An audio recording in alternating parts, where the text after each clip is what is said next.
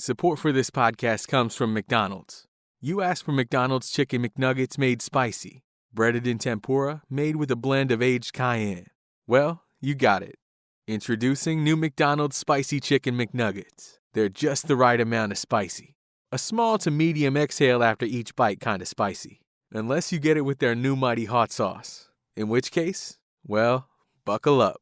New Spicy Chicken McNuggets available at participating McDonald's for a limited time. Empire.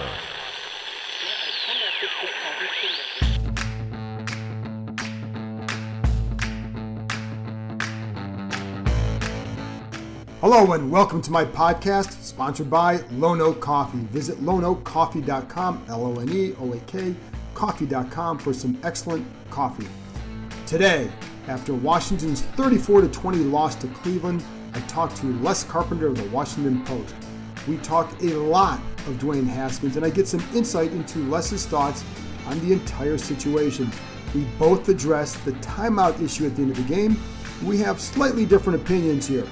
Les is always good because he's smart and pays attention to the details of a situation. Before I play my conversation with Les, I want to share my thoughts and observations. Don't forget, you can also read my work on ESPN.com, and I have 2 stories up now about Chase Young's injury, the impact, and Ron Rivera's, and also Matt Ioannidis, and Ron Rivera's comments on Dwayne Haskins and how he is sticking with him as a starter. More on that throughout the show.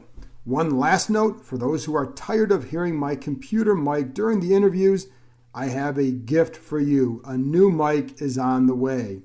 I appreciate your patience. I didn't realize really how long we'd be out of a studio, so obviously that was a needed gift. Anyway, here are a few thoughts from Washington's 34-20 loss to Cleveland. There's no way Washington can and should move on from Dwayne Haskins at this point in the season. When Ron Rivera came here, he sold owner Dan Snyder on a plan to develop Haskins. That plan did not include abandoning him after 3 games, following an offseason where he learned a new offense and played no preseason games.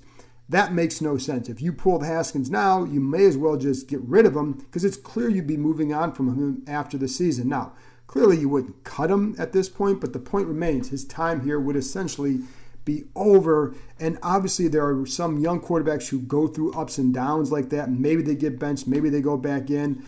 But I think if you did it now, it's because you would have seen something so dramatically bad that you just say, we're not going to make it work with this kid.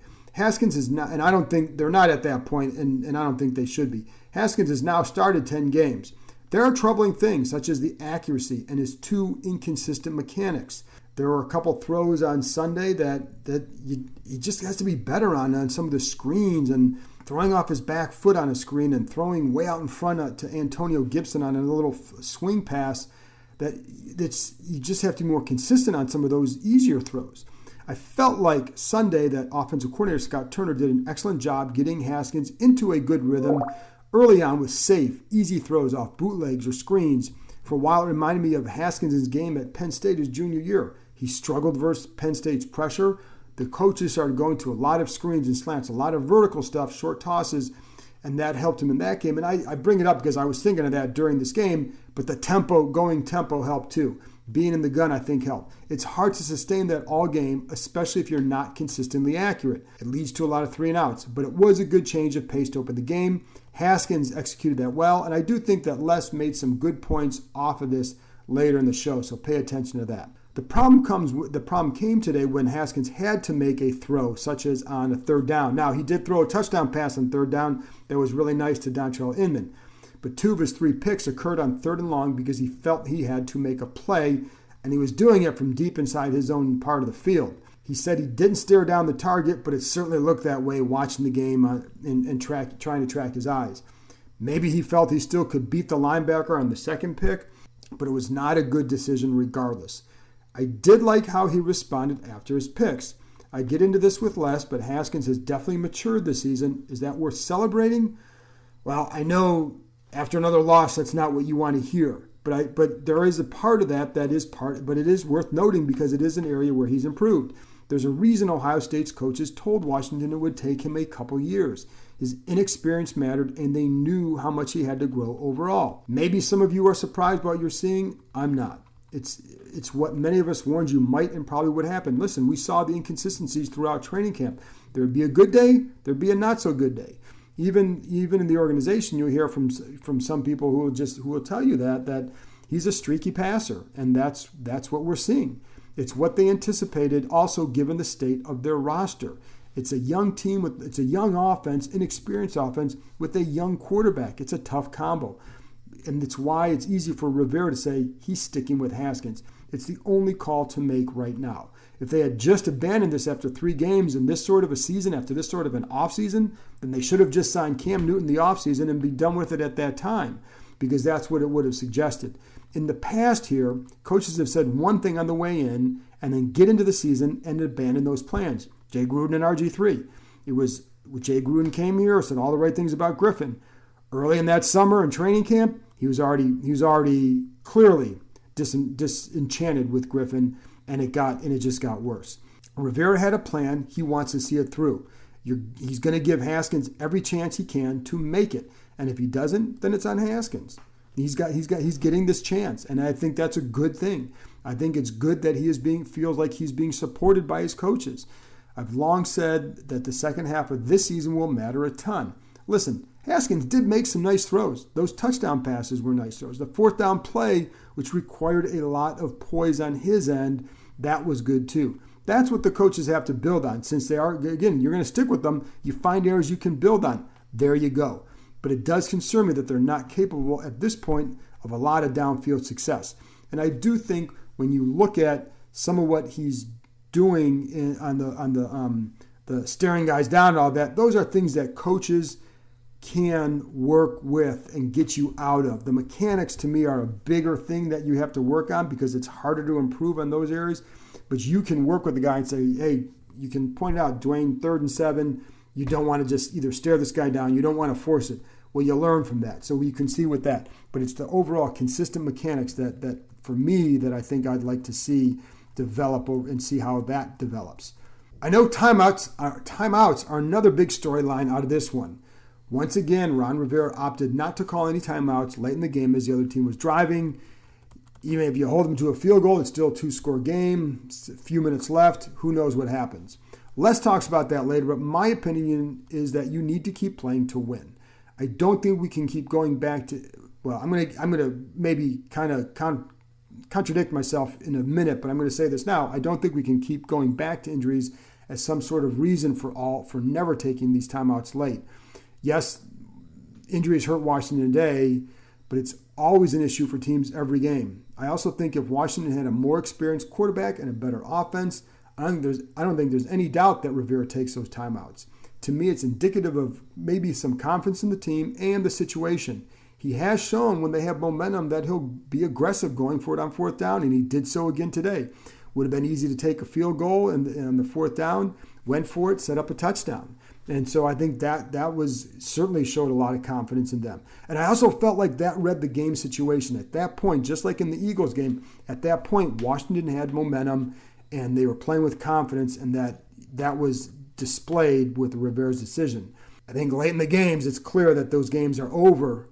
Doesn't mean you don't play to win. Doesn't mean you don't keep trying, etc. Rivera does not like to be questioned about these things, but for me, I'd really like just to understand the decision better. It's all part of the building process, I think. But how much so is it, and to what degree? Is it because of the lack of confidence? In some ways, I will say Washington is treating these early games like preseason contests because they didn't have any, because they are so young. They know that there's going to be growing pains. And maybe you just get out of a game and say, hey, we've seen enough, let's just move on. Because really, at the end of the day, they're really trying to judge what they have moving forward. So maybe in that sense, and this is a contradiction, maybe in that sense it is about the injuries late in the game where they really aren't in position to win. But I would like to know more because on the surface, it's definitely hard to understand. They really do have an excellent defensive front. I've been impressed since training camp opened with Montez Sweat, and I shared this with you before, but it's worth repeating. I think a lot of it comes from the fact that he just doesn't have to think as much this year. Last year, he admitted it took him a while to develop a pass rush plan, But he also had to worry about dropping into coverage and playing end, playing standing up, something he didn't do in college. So, I think that's a lot to put on him. I remember talking to John Bostic in the preseason about this, and he felt guys like Sweat would benefit from the switch to a 4-3 because he didn't have to worry about anything other than setting the edge and rushing the passer. I think he surprised Baker Mayfield with his closing speed on the intentional grounding, but what stood out to me was how well he played the run. It's what I expected, but I just think that it's impressive to watch him there. Washington held down an excellent rushing attack even after losing Young and Ioannidis until, of course, late in the game. You can say they got worn down. I think even late the issues were more with the back seven and not the front. Tim Settle, too, to me looked like he played well. If Matt Ioannidis has to miss time, then Settle will get a great chance to show coaches what he can do. I like what I've seen from him in short stints in the first couple weeks. Without Young in there, Ryan Kerrigan will play more. Clearly knows what he's doing, knows how to play, but you do lose quite a bit without Young in how he plays the run and his athleticism. There are a couple plays today that Kerrigan couldn't or didn't make that I think Young does already. That's part of the game. But they can feel really good about this group. They just have work to do elsewhere. The safeties, both of them, miss too many tackles and plays right now. The other thing I'll say about the defense is that even though the offense turned the ball over 3 times, you got to be better in the sudden change area. That was 3 turnovers, and yeah, granted they're all they were deep in their territory, but you can still hold teams to field goals, and I think that's something that I think if I'm Jack Del Rio, that's what I would be annoyed with. That yes, they were put in a bad situation, but you can measure yourself by those situations as well, because if they had come out and held them to field goals in those cases, then they're really crowing about it. But they didn't. So they can't have it both ways. And I don't think they want it both ways. I think they would agree with this, that you've got to hold them. You can't allow touchdowns on all those turnovers. You allow field goals on a couple of them, and maybe it's a different game down the stretch. The problem that I see on offense is that they have too many players starting who, even after they develop, are probably not going to be starters if they become a good team. Guys like Wes Martin, Jaron Christian. Maybe one of those guys develops, but to think both of them will, I think they know that that's asking a lot right now. Christian had played fine in week 2, gave up the sack fumble today. I have to watch that group more in the ensuing days to see how they truly played, because I don't want to put a lot on them. I'm not going. There certainly didn't seem like they were the issue for that. I know there were a couple issues. I also know that Haskins needs to help them by not running into sacks or pressure at times. As Chris Cooley pointed out on Kevin Sheehan's show on the Team 980 last week, Haskins always tries to escape to his left.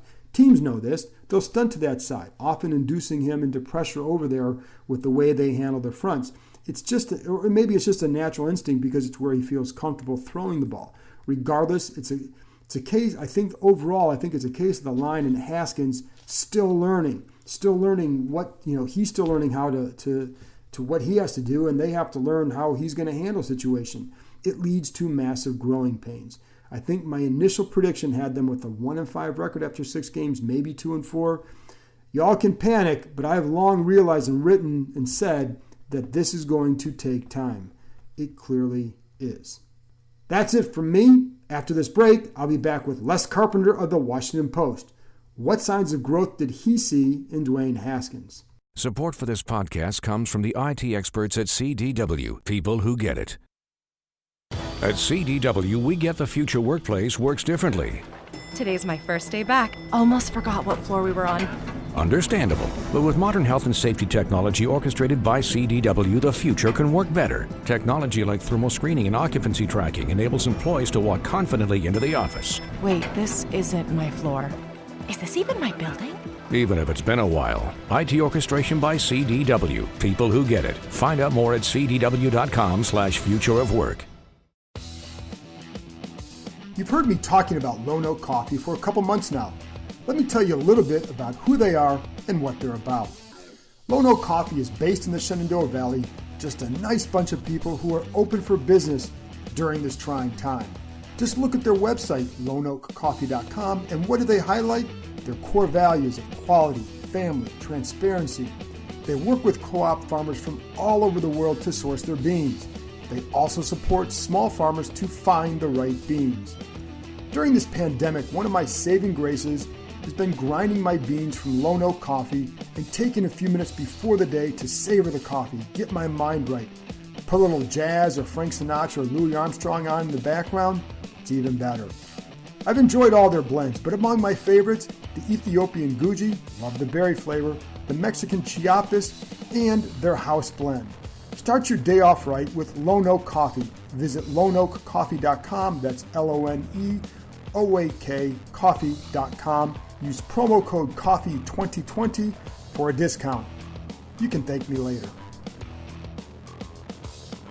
Welcome back. Now here's my conversation with Les Carpenter.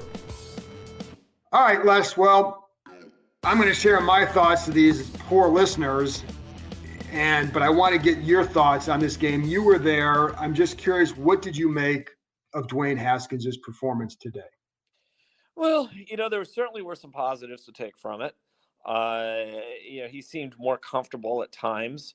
I thought he really, they were talking this week about wanting him to step forward into throws. I thought there were some of those. I thought he made some very nice plays.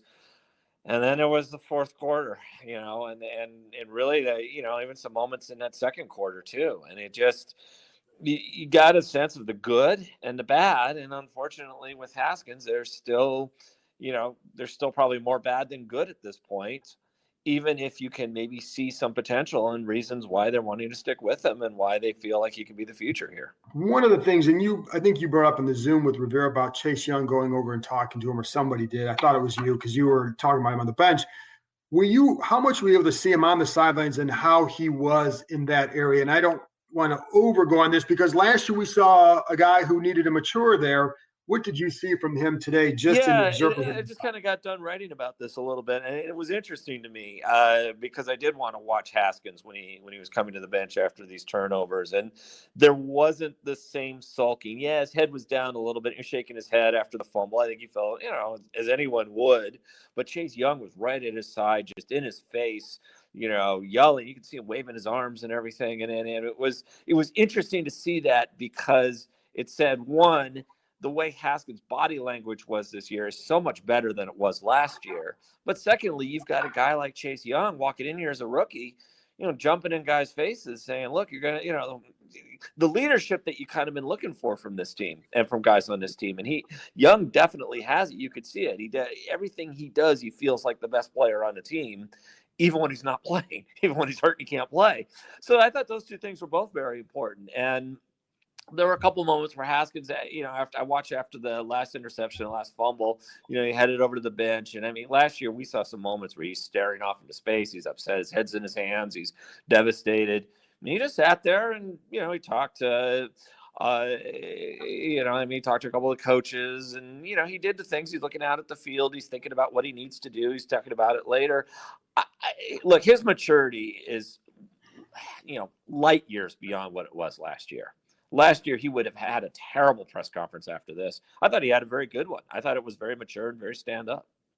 It's funny you say that because I completely agree. I'm thinking back to a handful of press conferences. Even during the week, he's been a lot better, but especially after the game today. What did you make of Rivera's comments? He was pretty hard just saying he was going to stick by him.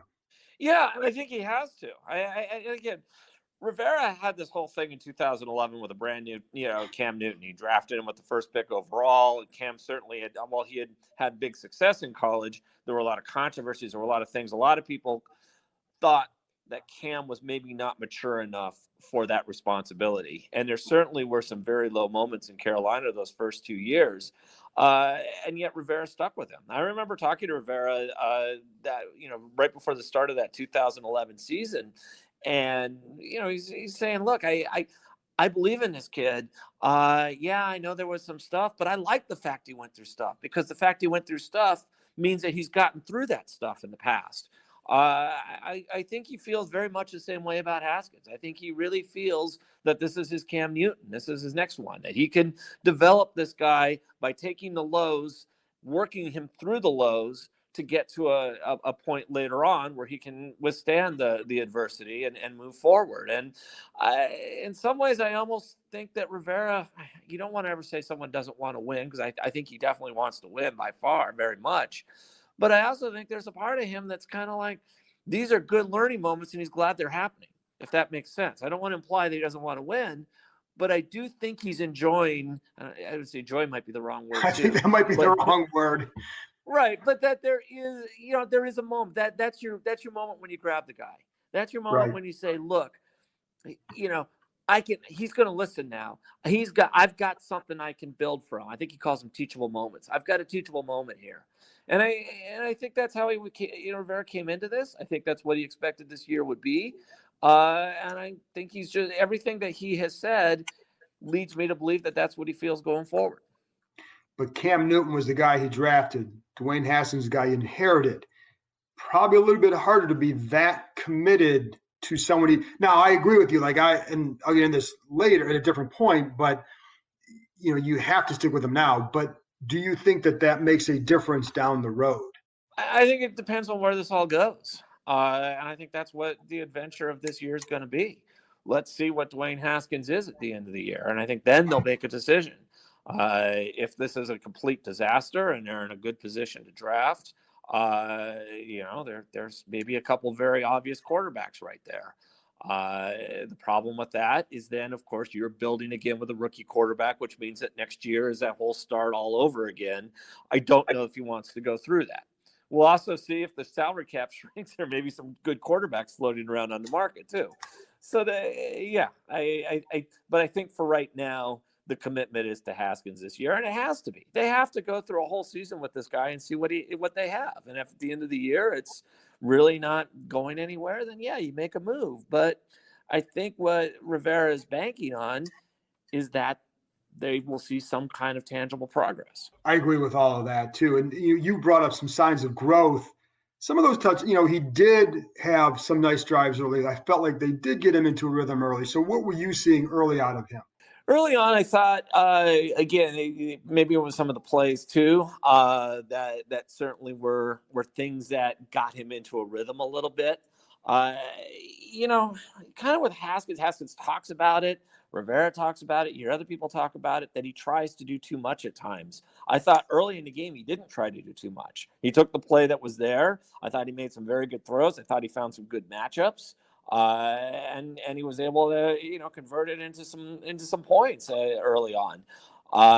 But then it's, he rattled in the second quarter when everyone seemed to rattle when Chase Young went out and everything kind of came unglued. And then I thought he did a great job in the third quarter again of just taking what was there, not forcing the action. And then then late in the game, he just started forcing again. But again, that's what you do with a young quarterback. You're going to have those moments. What did you make of second game in a row, the lack of timeouts late in the game? I didn't even think about it this week because this week was a lost cause in a different way that last week was a lost cause. Because again, this week you saw the offense move, you saw things happen, but I just said that at the end of this game, I didn't see any chance that they were going to come back, given the fact that they already turned it over a couple times down in their own zone. I guess I don't see it as the big deal that some others have. Again, because I'm not expecting big things right now from this team. I want to see growth. And, this is something I think I'd go back and say too. We were talking about Haskins of last year and Haskins of this year and how he handles press conferences and how he handles those things.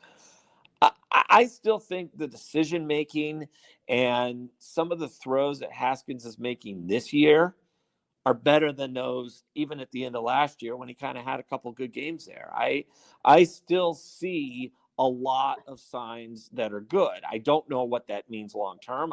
Obviously the overall has not been great so far, so let's see.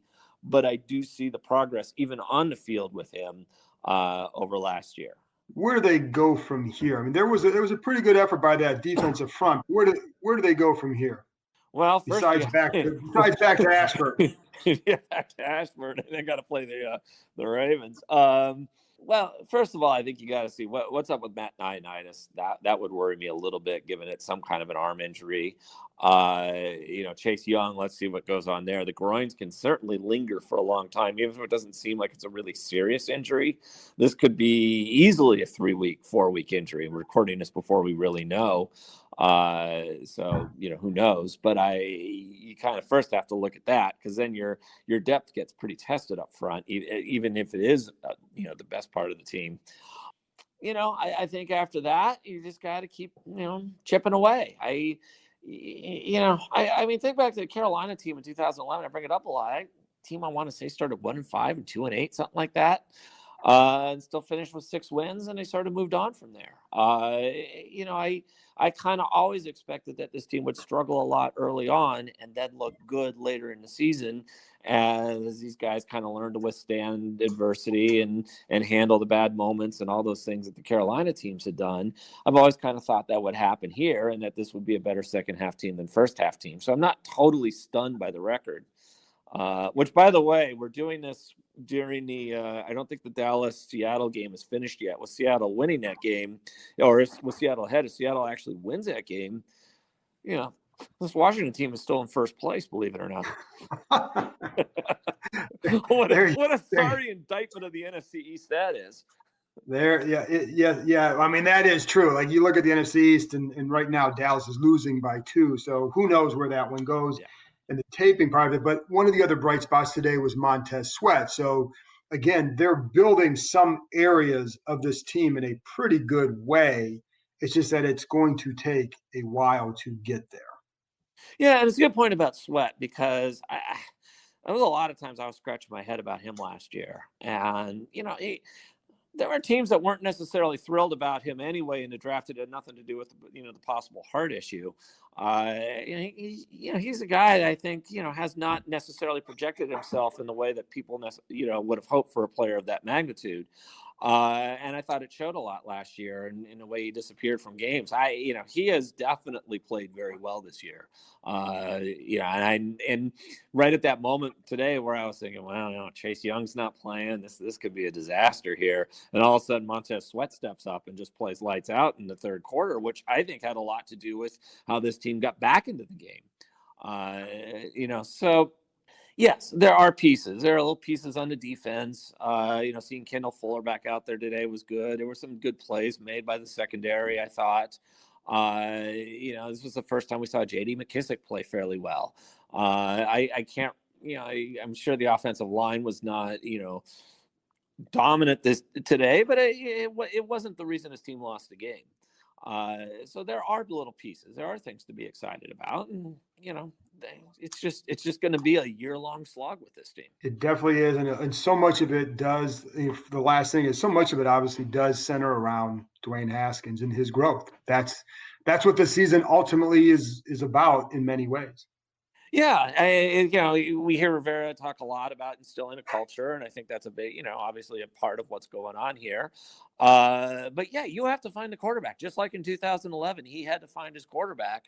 He had picked it, but he had to make sure that was his guy going forward. This very much is, you got to figure out if Dwayne Haskins is your guy going forward. So if he's healthy for the year, then I think he gets 16 starts. And, that should give them a body of evidence. One thing Rivera said today, and he hasn't really brought it up a lot, but if you think about it, it really is kind of an interesting point. He still considers Haskins in his rookie year because he hasn't played, a full 16 games yet in his career. I also would say that given the way that Haskins was kind of pushed to the side a lot last year by the previous regime, especially in the beginning, that makes this kind of a rookie year for him. This is the first time anyone's really said, okay, hey, we really believe in you. Go out there and do it.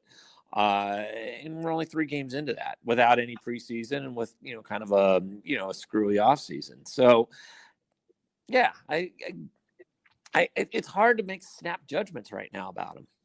Les, I appreciate your insight. As always, I owe you a latte. So whenever I guess I'll see you again. This is a segue to a Lone Oak commercial, is it not?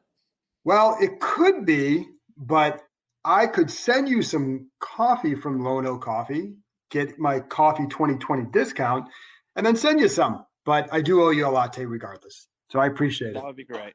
I can't wait to drink. All right. There you go. Have a good flight back. Thanks, John. Finding your purpose can mean following a different path. And that can be intimidating, but also rewarding. Consider the unexpected by looking at today's military. You have a calling, we have an answer. Learn more at todaysmilitary.com. That's it for this week. As always, thank you to Lone Oak Coffee for their sponsorship, and thank you for listening. Unfortunately for you guys, we have another Therapy Thursday coming up. I'll talk to you Thursday.